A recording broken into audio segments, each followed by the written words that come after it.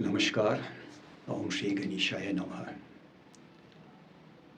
शिव सूत्र है नृत्य का आत्मा।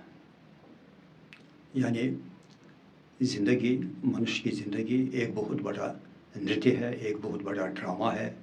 और इस ड्रामा का रचयकर्ता और इस ड्रामा का अभिनयकर्ता जो है वो एक इंडिविजुअल सोल है, इंडिविजुअल आत्मा है।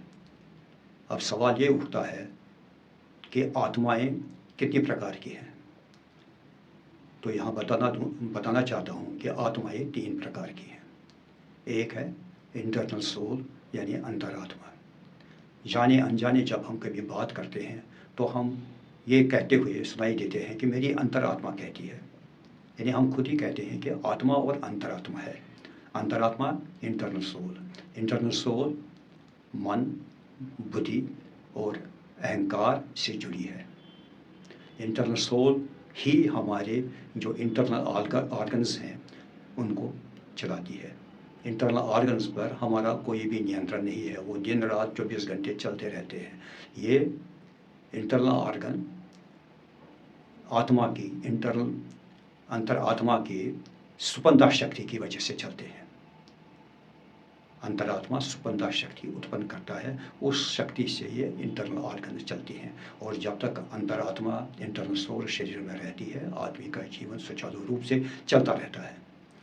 दूसरा है एक्सटर्नल सोल, बाहरी सोल या बाहरी आत्मा। ये बाहरी आत्मा शरीर से जुड़ी है, शरीर से संबंध रखती है और ये शरीर में वास करती है।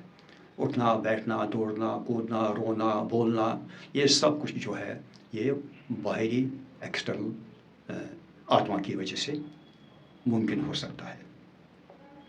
और तीसरा है परमात्मा।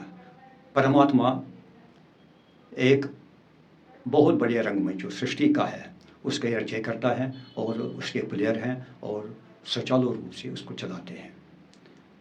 जब आदमी की मृत्यु हो जाती है तो एक्सटर्नल सोल जो है वो शरीर के साथ ही समाप्त हो जाती है, रह जाती है इंटरनल सोल।